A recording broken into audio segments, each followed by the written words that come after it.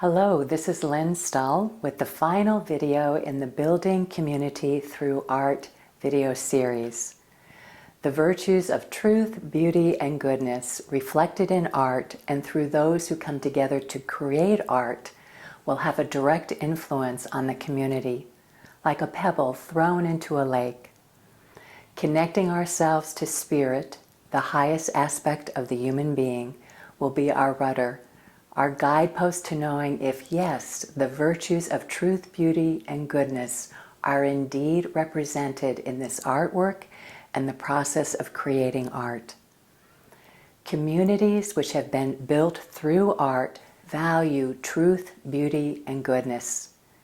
They make ethical decisions.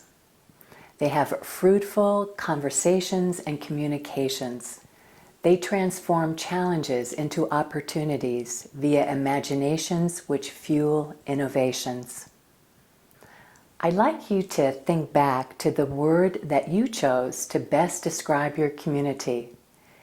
Can you infuse that word with these distinctions?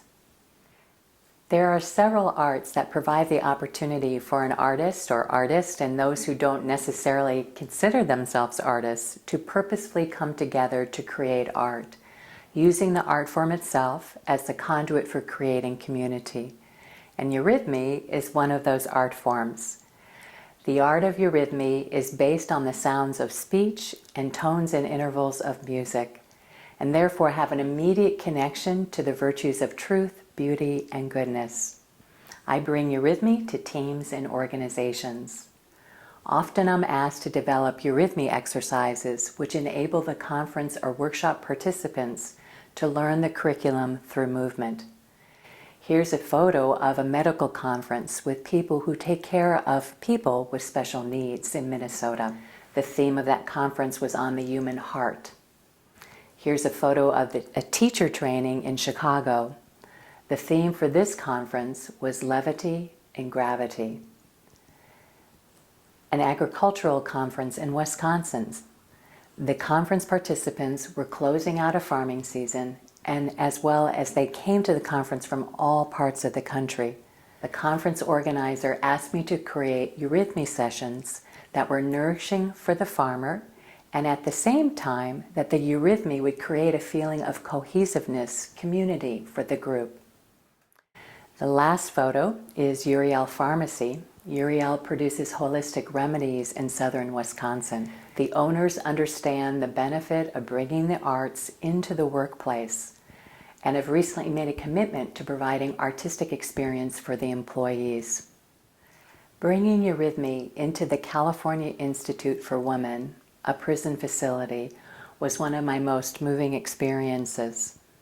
One of the chaplains for this facility had become very concerned about how the women were speaking to each other, and she asked me to design a 3-hour workshop to address this concern. Prison is a place where people are stripped of all remembrance of what it is to be human. I didn't realize that these women were not called by their names. They were identified as a number. Greeting these 28 women who qualified for the workshop with a handshake while asking them what their individual names were was a new experience for them. For this 3-hour workshop, I created curriculum on the theme of how words create worlds. I'd like to share with you the results from 2 of the exercises that we did.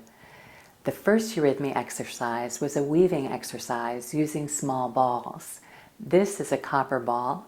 However, in prison, I was only allowed to bring woven balls in. All 28 gals were on a circle line.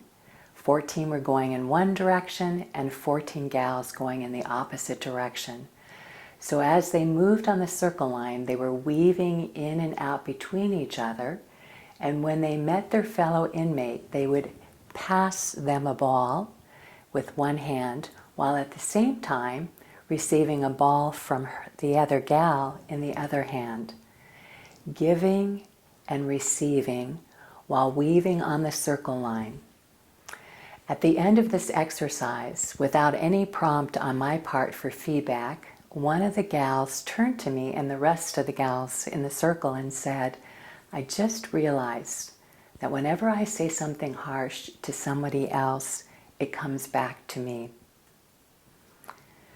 With the second exercise, I had gals in 4 groups of 7, moving a geometrical form called the crown form to a poem. 3 of the 4 groups were able to complete the form. The 4th group just was not able to get it.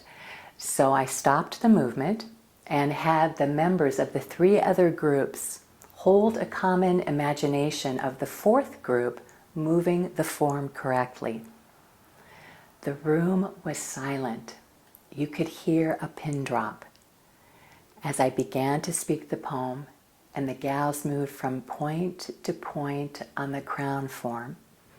And to all the gals' amazements and satisfaction, this 4th group completed the form perfectly. They all knew that each one of them had a part in helping this 4th group be successful. As the chaplain wrote me in her follow-up note, we were a unity. The art of eurythmy is a powerful art form for bringing the virtues of truth, beauty, and goodness to teams and organizations. Please contact me directly if I can bring this message of building community through art or the art of eurythmy to your team or organization. I hope that you have enjoyed this series on building community through art.